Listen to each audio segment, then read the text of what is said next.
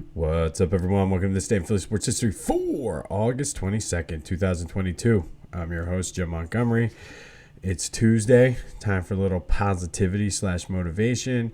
And in honor of our quarterback, Jalen Hurts, as well as kind of the kickoff to my school year, which is why I'm still here in Penn State.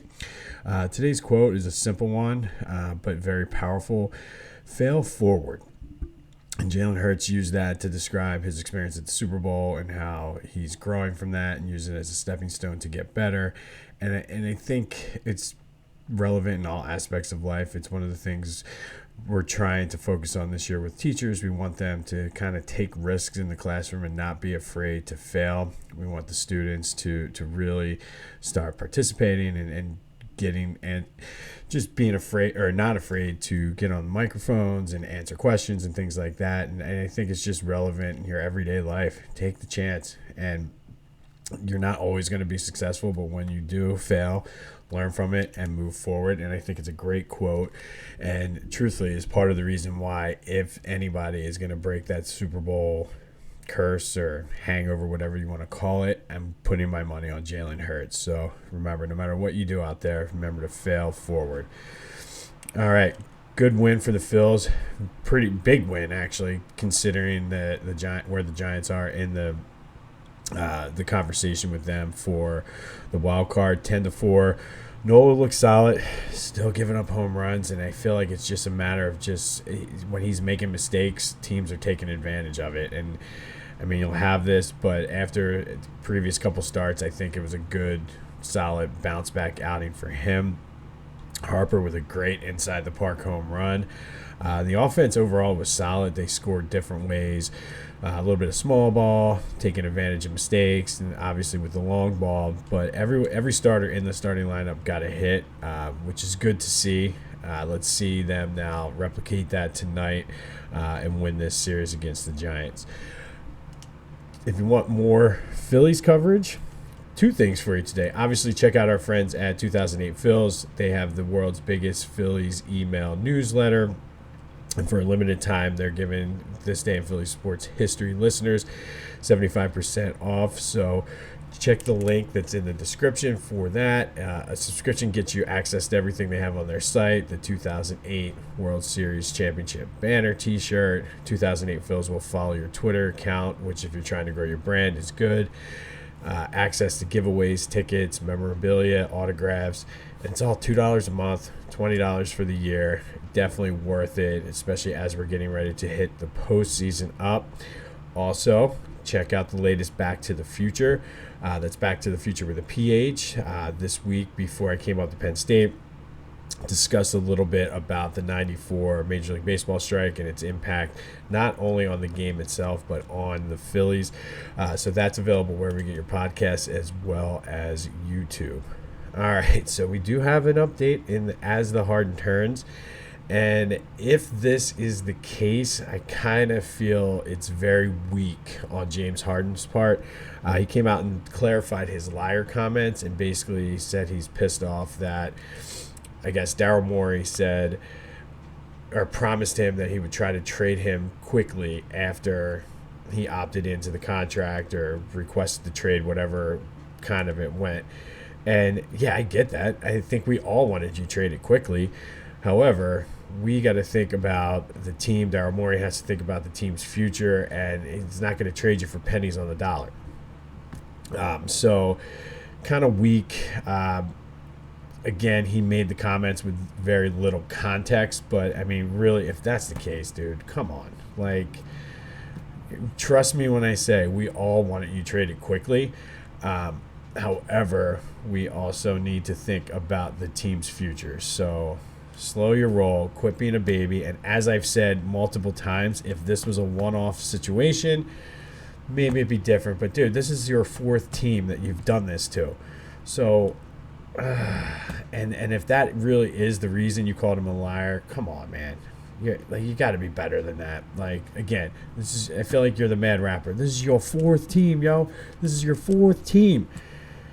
Maybe you're the problem, James. Maybe you're the problem. All right. moving on from there, the Eagles still have question marks at linebacker, and I'm anxious to see now that we're heading into the final preseason game if there's going to be anybody available, if Howie has a move left in him, and whatnot. But I want to take a minute to address the backup quarterback situation, and yes, Mariota has not been good. Also want to say, stop with the Nick Foles stuff. I love Nick Foles. He won us the Super Bowl, but can we just slow our rolls with bringing him back for the backup quarterback?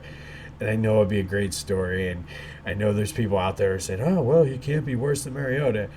Just stop. There's a reason he's not on a team right now. So let's not get crazy with that. Flyers news. We haven't had any Flyers news, but as they're heading to training camp, they signed first-round pick Oliver Bonk.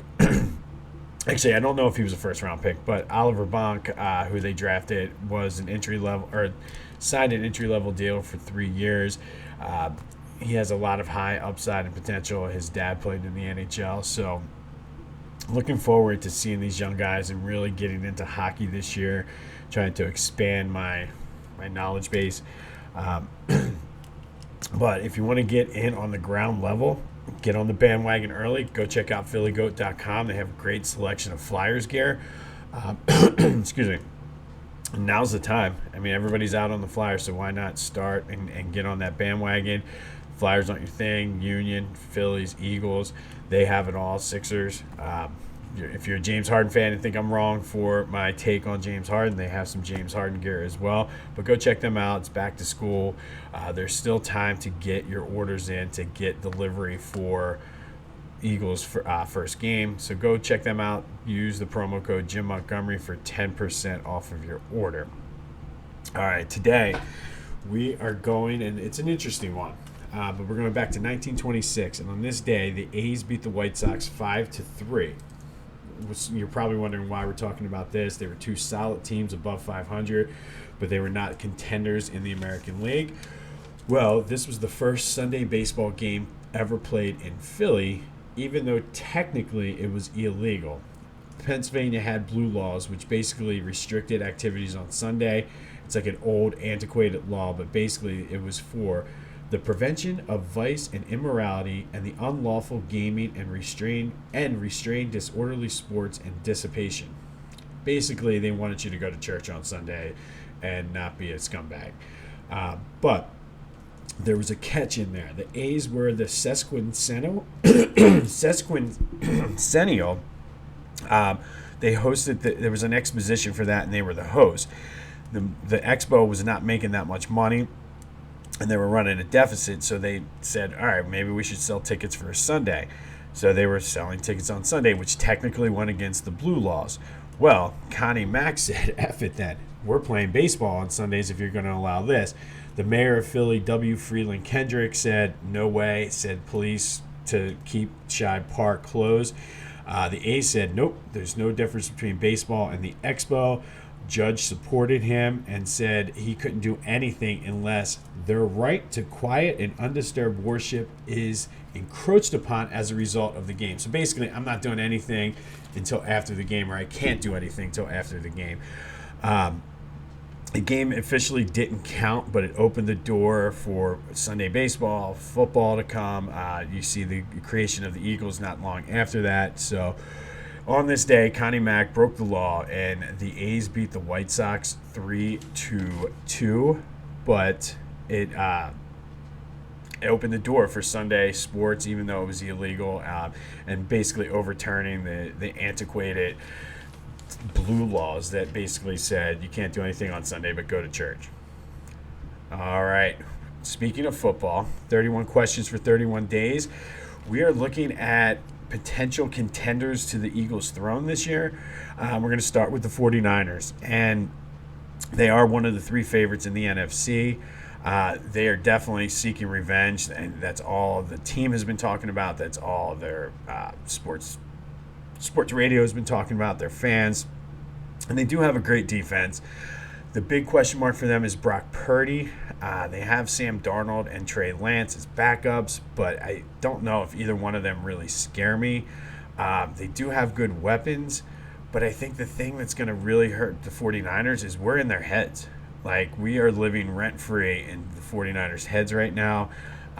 They got guys on their radio singing the Eagles song with loser, like, instead of Eagle. Like, it's just, I think they're too focused on us. And if you think back to the early 90s with the Eagles Cowboys, we never really beat the Cowboys that much, but when we did, it was like a big deal. And everything for us back then was beating Dallas. And didn't really work out for us. And I kind of see the same parallels and similarities with the 49ers, that they're so focused on us that they're going to get lost in the mix. Now, could they end up with a higher seed than us? Absolutely. Do they scare me, though, as a team? No. So, I mean, obviously they're a threat, don't get me wrong. But big picture, I think the Cowboys are better than the 49ers this year. But we'll see. I could be wrong. But I think the whole Brock Purdy hype is way, way overblown. And I think that defense and the weapons made him look better. I think you're going to see he's going to get exposed. Sam Darnold he's Sam Darnold, so it doesn't necessarily scare me. Again, they're a threat, but at the end of the day, I think we're too much in their heads.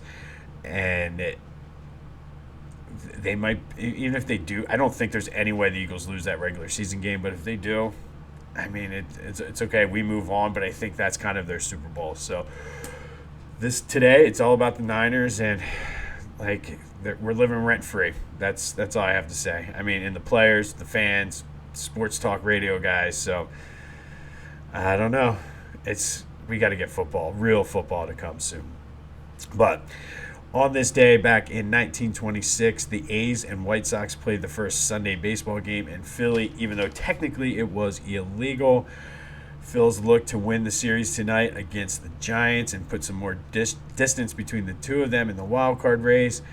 James Harden, I don't know what to say. At this point, I really don't.